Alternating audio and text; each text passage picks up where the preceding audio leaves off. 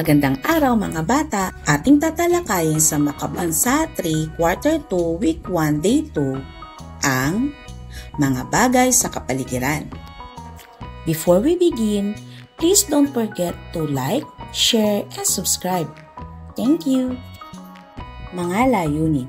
Pagkatapos ng aralin, ang mga mag-aaral ay inaasahang natutukoy ang mga bagay na makikita sa kapaligiran, na ilalarawan ang sariling kapaligiran.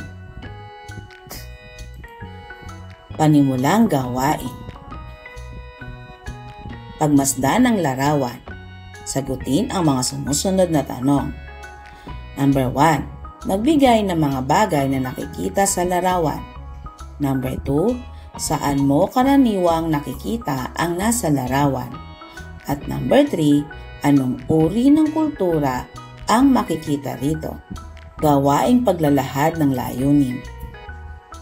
Ang layunin ng ating aralin ay natutukoy ang mga bagay na makikita sa kapaligiran, na ilalarawan din ang sariling kapaligiran. Gawaing pag-unawa sa mga susing salita. Kapaligiran.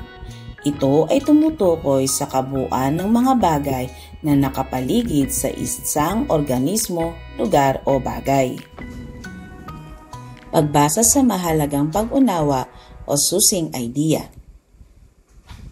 Pagmasdan ng larawan. Sagutin ang mga katanungan. Number 1. Ano ang nakikita ninyo sa larawan? Number 2. Ano ang kabuhayan na makikita sa larawan? Number 3. Sa inyong lugar, ano-ano ang mga makikita sa inyong kapaligiran?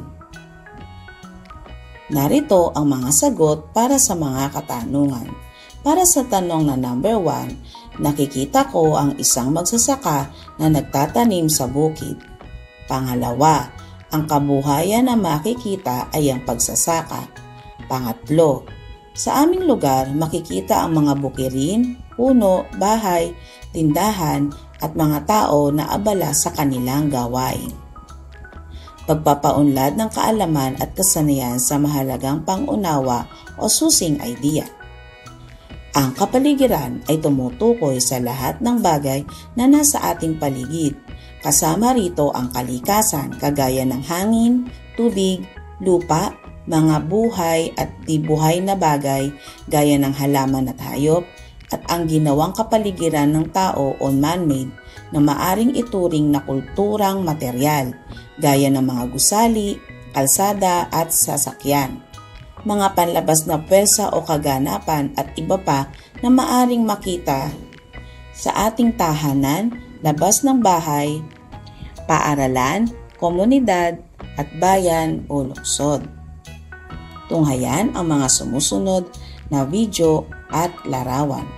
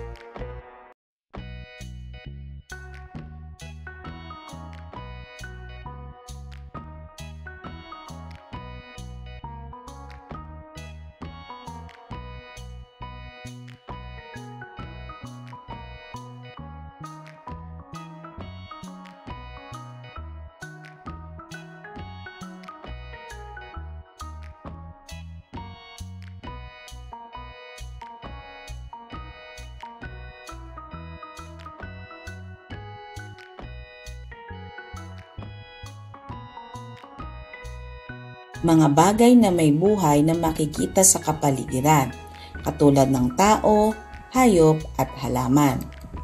Narito naman ang mga bagay na walang buhay na makikita sa kapaligiran, katulad ng anyong lupa, bundok, kapatagan, disyerto, burol at lambak. Anyong tubig tulad ng ilog, lawa, dagat at karagatan. Pagpapalalim ng kaalaman at kasanayan sa mahalagang pag-unawa o susing idea. Ilista ang mga bagay na makikita sa mga sumusunod na lugar tulad ng palengke, ilog, plaza ng bayan o ng lungsod. Paglalapat at paglalahat. Tanong, ano-ano ang makikita sa ating bayan o lungsod ang ipinagmamalaki mo at bakit? Mga halimbawang sagot. Una, ipinagmamalaki ko ang mga bukirin dahil dito nagmumula ang bigas na ating kinakain. Pangalawa, ipinagmamalaki ko ang mga puno dahil nagbibigay ito ng malinis na hangin at lilim. Pangatlo, ipinagmamalaki ko ang ilog dahil nagbibigay ito ng tubig at tirahan sa mga isda. Pang-apat, ipinagmamalaki ko ang malinis na kapaligiran dahil ito ay nagpapakita ng disiplina ng mga tao. Panglima, pinagmamalaki ko rin ang mga bulaklak at halaman dahil nagbibigay sila ng ganda at kulay sa paligid. Pagtataya ng layunin. Panuto, basahin ng mabuti ang bawat tanong. Piliin ang titik ng tamang sagot at isulat ito sa iyong sagutang papel.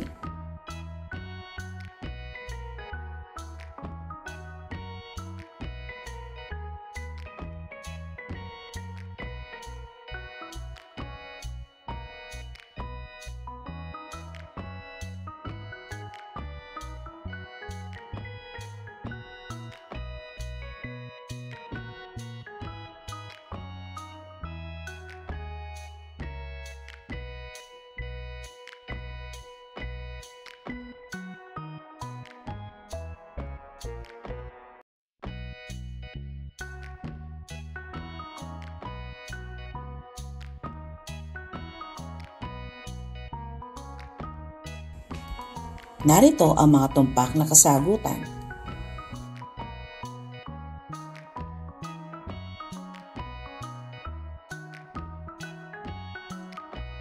Maraming salamat sa iyong pakikisa sa ating aralin ngayon. Tandaan, ang pagiging makabansa ay makikita sa ating pagmamahal sa bayan, pagpapahalaga sa ating kultura at pagtulong sa kapwa. Hanggang sa muli nating aralin, grade 3, paalam at patuloy na mag-aral ng may puso at sipag.